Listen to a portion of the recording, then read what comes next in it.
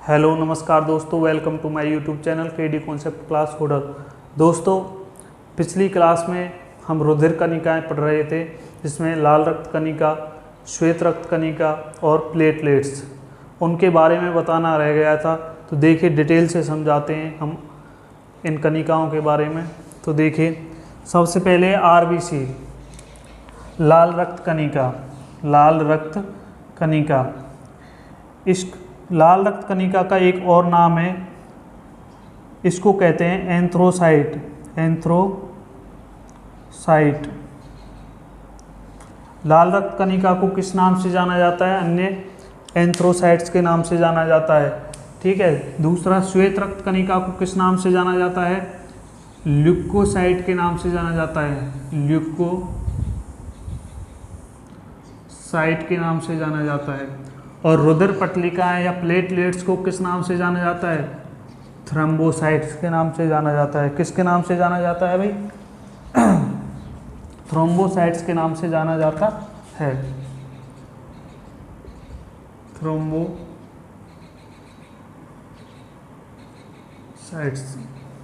ठीक है। तो 3 क्वेश्चन बने यहाँ से। लाल रक्त कणिका, आरबीसी का दूसरा नाम क्या है? एंथ्रोसाइट। डब्ल्यूबीसी को किस नाम से जानते हैं? ल्यूकोसाइट के नाम से। और प्लेटलेट्स या रुधिर पटलिकाएं को किस नाम से जानते हैं? थ्रोम्बोसाइट से। ये 3 क्वेश्चन बने, बहुत ही इंपॉर्टेंट है, बहुत एग्जाम में पूछे जाते हैं भाई। ठीक है। अगली बात करते हैं लाल रक्त कणिका का निर्माण। लाल रक्त कणिका का निर्माण कहाँ पर होता है? तो लाल अस्थि मज्जा में होता है। अस्थि मज्जा में लाल रक्त कणिका का निर्माण कहाँ होता है? लाल अस्थि मज्जा में होता है। ठीक है। लाल अस्थि मज्जा वाले भाग में होता है। और श्वेत रक्त कणिका का निर्माण कहाँ पर होता है? तो ये श्वेत अस्थि मज्जा वाले भाग में होता है। श्वेत अस्थि मज्जा वाले भाग में होता है। ठीक है भाई। अब देखिए आगे, इसकी संरचना कैसे होती है। जो आरबीसी की संरचना है वो अंडाकार होती है। डब्ल्यूबीसी की संरचना किस प्रकार की होती है? तो डब्ल्यूबीसी की संरचना एक अमीबा के आकार की होती है और इसका कोई आकार नहीं होता। ठीक है। और रुधिर पटलिका या प्लेटलेट्स की आकृति किस प्रकार की होती है? तो ये प्लेट्स के आकार की होती है। तो देखिए, अब एक क्वेश्चन और बना यहाँ से कि भ्रूणावस्था में आरबीसी का निर्माण कहाँ पर होता है? तो भ्रूणावस्था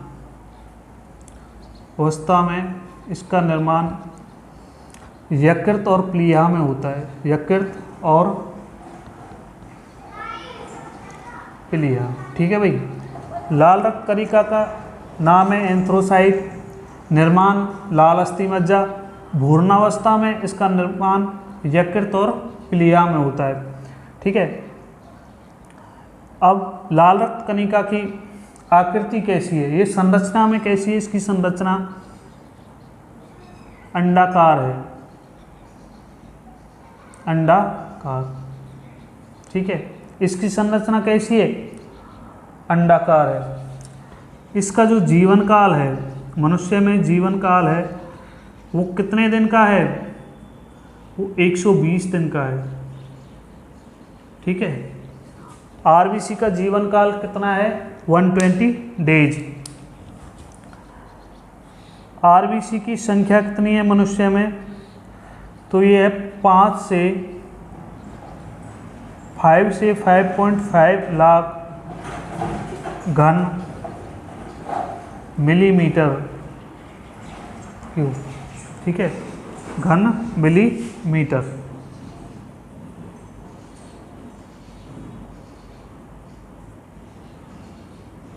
ठीक है। लाल रक्त कणिका का मेन कार्य क्या है? ऑक्सीजन का परिवहन करना। परिवहन करना इसका मेन कार्य है। लाल रक्त कणिका का मेन कार्य क्या है? ऑक्सीजन का परिवहन करना। ठीक है, अब WBC की बात करते हैं। श्वेत रक्त कणिका है, नाम क्या है? ल्यूकोसाइट। निर्माण क्या है? निर्माण कहाँ पर होता है? श्वेत अस्थि मज्जा वाले भाग में। इसकी आकृति कैसी है या संरचना? अमीबा के आकार की है। किसकी है? अमीबा के आकार। ठीक है भाई, इसका कोई निश्चित आकार नहीं है। ठीक है, अब इनकी संख्या, WBC की संख्या कितनी है भाई मनुष्य में? 5000 से 10,000। 5000 से 10,000 घन मिलीमीटर। ठीक है, अब जीवन काल कितना है? 4 डेज, 4 दिन इसका जीवन काल है। ठीक है, अब एक क्वेश्चन बहुत ही इंपॉर्टेंट है यहाँ से कि RBC रेशियो WBC, इसका अनुपात क्या है? तो RBC 600:1, ये इसका रेशियो है। ठीक है भाई, अब इसका मेन कार्य क्या है? WBC का मेन कार्य क्या है? ये हानिकारक जीवाणुओं से हमारे शरीर की रक्षा करती है।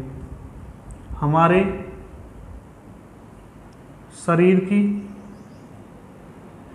रक्षा करती है। ठीक है, अब प्लेटलेट्स की बात करते हैं।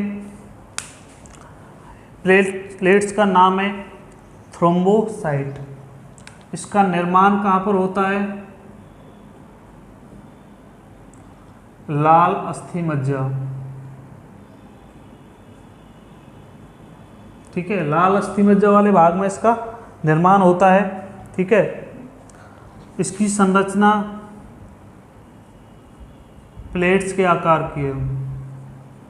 ठीक है, इसका जीवन काल 7 डेज है।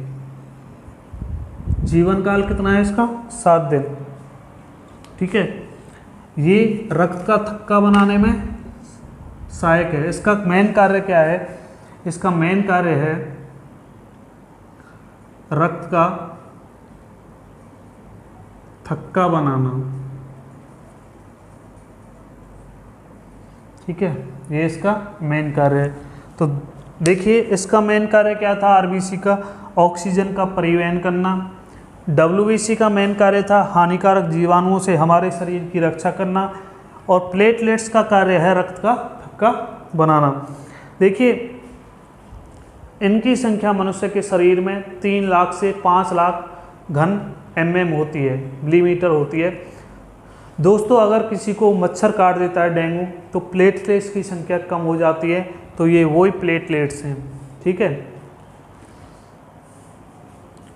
और इन प्लेटलेट्स को हमारे जो डेंगू के विषाणु हैं वो खा जाते हैं, जिनसे प्लेट्स कम हो जाती हैं। ठीक है, तो डेंगू मच्छर से, मच्छर काटने से, ठीक है, प्लेटलेट्स कम हो जाती हैं। तो ये बात आई समझ में। लाल रक्त कणिका का नाम एंथ्रोसाइट, WBC का नाम ल्यूकोसाइट, प्लेटलेट्स का नाम थ्रोम्बोसाइट। निर्माण लाल अस्थि मज्जा, श्वेत अस्थि मज्जा, लाल अस्थि मज्जा। संरचना भाई अंडाकार, इसकी अमीबा के आकार की, इसकी प्लेट्स के आकार की। RBC का जीवन काल 120 दिन, इसका 4 दिन और इसका 7 दिन। इसकी संख्या 5 से 5.5 लाख घन mm। ठीक है, इसकी 5000 से 10,000 और इसकी भाई 3 लाख से 5 लाख, 3 लाख से 5 लाख घन mm। ठीक है, इसका मेन कार्य ऑक्सीजन का परिवहन करना। इसका मेन कार्य हानिकारक जीवाणुओं से हमारे शरीर की रक्षा करना। इसका मेन कार्य है रक्त का थक्का बनाना। ठीक है, तो ये बात क्लियर। अब 2-3 पॉइंट और रह गए हैं लाल अस्थि मज्जा में और श्वेत अस्थि मज्जा में, सॉरी लाल रक्त कणिका में और श्वेत रक्त कणिका में। तो देखिए उनको और क्लियर कर देते हैं। भाई वीडियो को ज़्यादा से ज़्यादा शेयर कर देना, लाइक कर देना और चैनल को सब्सक्राइब कर देना, और दोस्तों ज़रूर देख करके जाइए।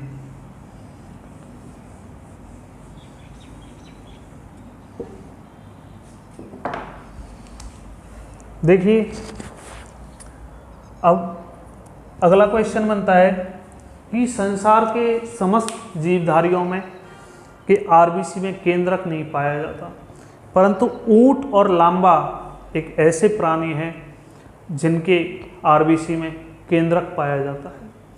ठीक है, तो लिखिए इस क्वेश्चन को। संसार के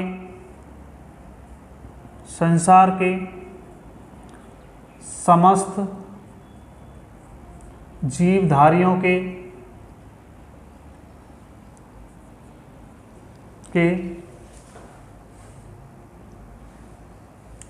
संसार के समस्त जीवधारी संसार के समस्त स्तनधारी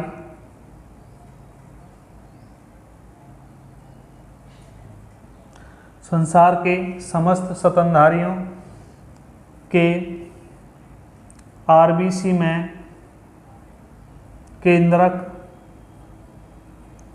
नहीं पाया जाता। ठीक है, आरबीसी में केंद्रक नहीं पाया जाता, लेकिन ऊंट और लांबा दो ऐसे प्राणी हैं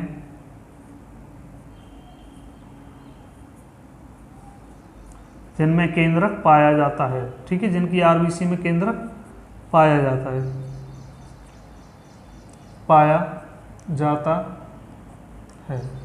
ठीक है भाई, तो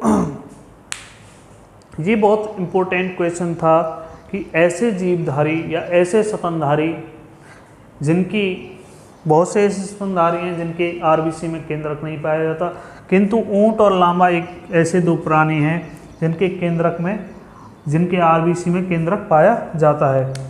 अब बेटा आरबीसी का रंग लाल क्यों होता है?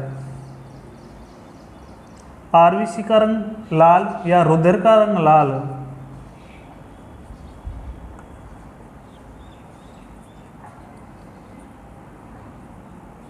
किसके कारण होता है? हीमोग्लोबिन के कारण होता है।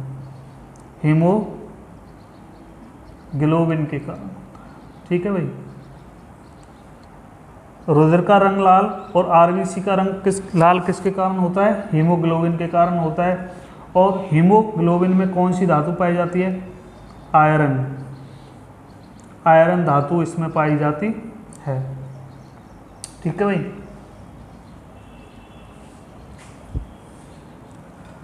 अब एक क्वेश्चन डब्ल्यूबीसी से और बनता है। तो क्या बनता है कि सबसे बड़ी डब्ल्यूबीसी कौन सी है? मोनोसाइट। ठीक है, सबसे बड़ी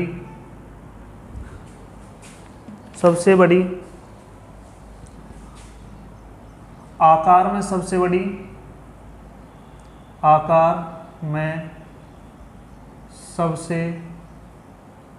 बड़ी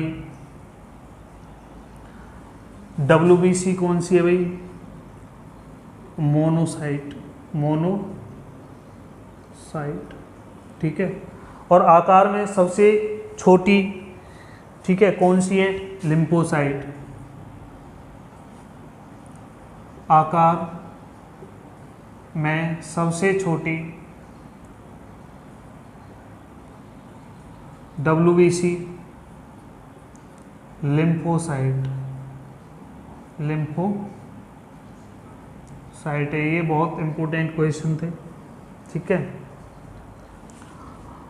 अब एक क्वेश्चन और रह गया, उसको और कर लीजिए। जितने भी इम्पोर्टेंट क्वेश्चन थे वो मैंने सारे बता दिए। ठीक है, इस वीडियो को ज़्यादा से ज़्यादा शेयर करें, लाइक करें, अपने दोस्तों को बताएं।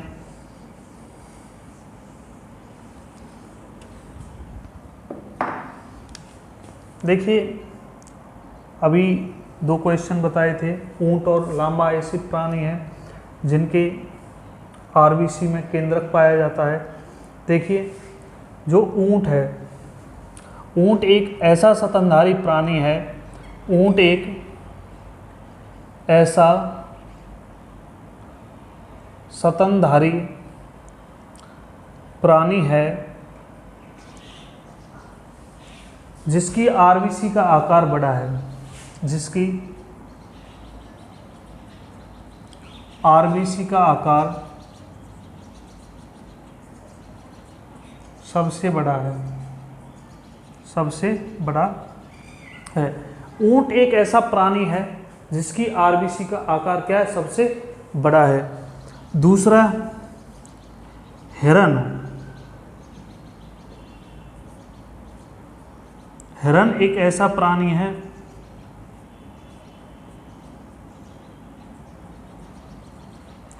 जिसकी आरबीसी का आकार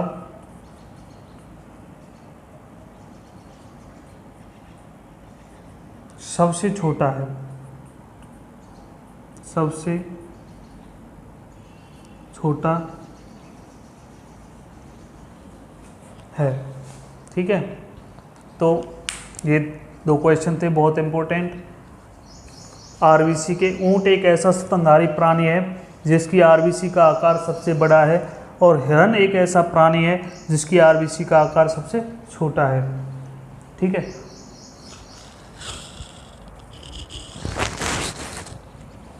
तो दोस्तों ये क्लास आज यहीं पर समाप्त होती है। इस वीडियो को ज़्यादा से ज़्यादा शेयर करें, लाइक करें, चैनल को सब्सक्राइब करें। थैंक यू दोस्तों।